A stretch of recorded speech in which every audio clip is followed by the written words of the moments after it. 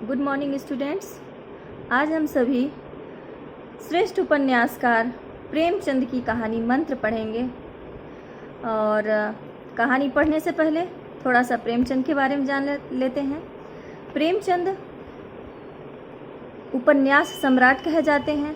उनके जैसा उपन्यास लिखने वाला आज तक हिंदी साहित्य में कोई नहीं हुआ।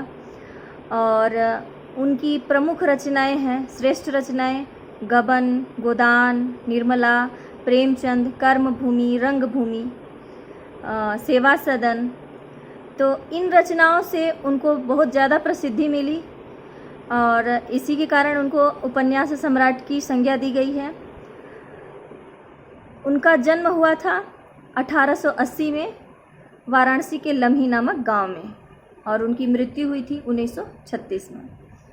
तो उनकी कहानी मंत्र में एक निर्धन बूढ़ा व्यक्ति भगत के सहृदयता और उसकी निस्वार्थ प्रेम के कारण एक डॉक्टर चड्ढा जो रहते हैं उनके जीवन में हुए बदलाव और उस डॉक्टर को मानवीय मूल्यों की सीख देना इस कहानी में बताया गया है कि किस तरह से किस तरह से जो निर्धन बूढ़ा व्यक्ति भगत जो रहता है किस तरह से अपने निस्वार्थ प्रेम के कारण और अपने सेवार्थ भाव के कारण किस तरह से उसको मानवीय मूल्यों की सीख देता है। तो कहानी शुरू करते हैं बच्चों। संध्या का समय था। डॉक्टर चड्ढा गोल्फ खेलने के लिए तैयार हो रहे थे। मोटर द्वार के सामने खड़ी थी कि दो कहार एक डोली लिए आते दिखाई पड़े। डोली के पीछे एक बूढ़ा लाठी टेकता चला आता था। डोली औषधालय के सामने आकर रुक गई। बूढ़े ने धीरे धीरे द्वार पर पड़ी हुई चिक से पर्दे से झांका। ऐसी साफ सुथरी जमीन पर पैर रखते हुए भय हो रहा था कि कोई डांट न दे। डॉक्टर साहब को मेज के सामने खड़े देखकर भी उसे कुछ कहने का हिम्मत नहीं हुआ। डॉक्टर साहब ने पर्दे के अंदर से ही गरज कर कहा, कौन है, क्या चाहता है? बूढ़े ने हाथ जोड़कर कहा, हुजूर बड़ा गरीब आदमी हूँ। मेरा लड़का कई दिनों से बीमार चल रहा है और अगर आप देख लेते तो बहुत कृपा होती। तो डॉक्टर साहब कहते हैं कि कल सवेरे आना, इस वक्त मरीजों को हम नहीं देखते। बूढ़े ने घुटने टेक कर अपना मत्था जो है जमीन पर रख दिया और उनके सामने विनती करने लगा कि हुजूर 4 दिन से मेरे बच्चे ने आंखें नहीं खोली है। डॉक्टर चड्ढा ने कलाई पर नज़र डाली, घड़ी देखी तो उस समय केवल 10 मिनट समय शेष था। उन्होंने गोल्फ स्टिक खूंटी से उतारते हुए बोले, कल सवेरे आना, यह हमारे खेलने का समय है। बूढ़े ने पगड़ी उतारकर चौखट पर रख दी कि हुजूर एक निगाह देख लो, बस एक निगाह, लड़का हाथ से निकल जाएगा। 7 लड़कों में ही बचा है। हम दोनों पति पत्नी रोते रोते मर जाएंगे सरकार। देख लो सरकार, आपकी आयु बढ़ेगी सरकार, दीन बंधु देख लो। लेकिन डॉक्टर नहीं सुनता।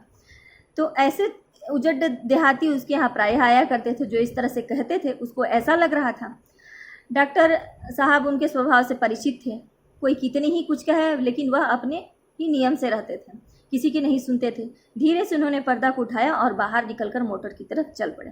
बूढ़ा यह कहता हुआ उनके पीछा किया, सरकार बड़ा धर्म होगा, हुजूर दया कीजिए, बड़ा दीन दुखी हूँ, संसार में मेरा कोई नहीं है मेरे पुत्र के सिवा, एक बार तो देख लीजिए। मगर डॉक्टर साहब ने एक बार भी नहीं देखा और मोटर पर बैठकर चले गए। कहे कि कल सवेरे आना। मोटर चली गई। बूढ़ा कई मिनट तक मूर्ति की भांति वहाँ पर निश्चल खड़ा रहा। संसार में वह सोचने लगा कि संसार में ऐसे भी मनुष्य होते हैं जो अपने आमोद प्रमोद के सामने किसी की जान की परवाह नहीं करते। शायद इसका अब भी विश्वास नहीं आता था उसको, क्योंकि वह अपने पुराने ज़माने के समय की बात याद कर रहा था कि पुराने समय में लोग आग को बुझाने, मुर्दे को कंधा देने के लिए, किसी के छप्पर को उठाने के लिए, किसी को छांव देने के लिए, किसी की लड़ाई को शांत करने के लिए हमेशा तत्पर रहते थे, सदैव तैयार रहते थे। लेकिन जब तक बूढ़े को मोटर दिखाई दी वह खड़ा होकर टकटकी लगाए देख रहा था कि शायद वह जो डॉक्टर चड्ढा थे शायद वापस आ जाते। फिर उसने कहारों से डोली उठाने को कहा। डोली जिधर से आई थी उधर ही चली गई। डोली में उसका लड़का था।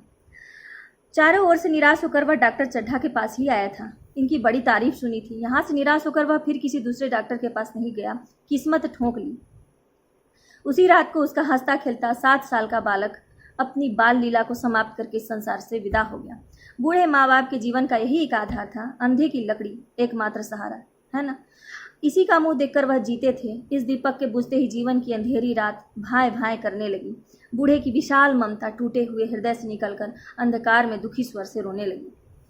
कई साल गुजर गए। डॉक्टर चड्ढा ने खूब यश कमाया, प्रसिद्धि पाई, धन कमाया, लेकिन इसके साथ ही अपने स्वास्थ्य की भी रक्षा की, जो एक असाधारण बात थी, क्योंकि हर मनुष्य नियम से नहीं चल पाता है ना।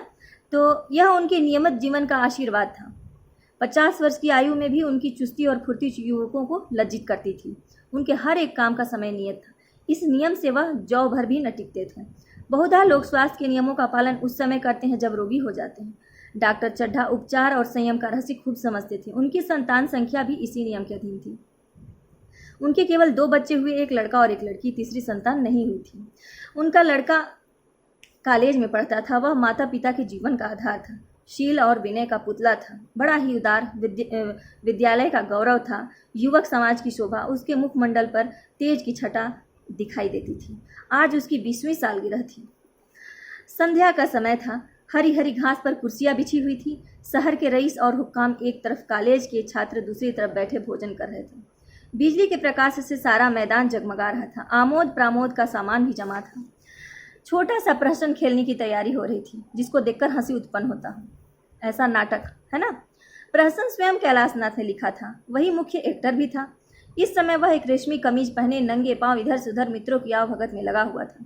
कोई पुकारता कैलाश जरा इधर आना, कोई कहता कैलाश इधर आना, क्या उधर ही रहोगे।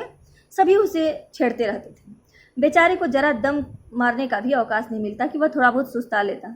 सहसा एक महिला ने उसके पास आकर कहा, क्यों कैलाश, तुम्हारे सांप कहाँ हैं? जरा मुझे दिखा दो। कैलाश ने उससे हाथ मिलाकर कहा, मृणालिनी इस वक्त क्षमा करो, कल दिखा दूंगा। मृणालिनी ने आग्रह किया, जी नहीं, तुम्हें दिखाना पड़ेगा, मैं आज नहीं मानने वाली। तुम रोज रोज कल कहते हो।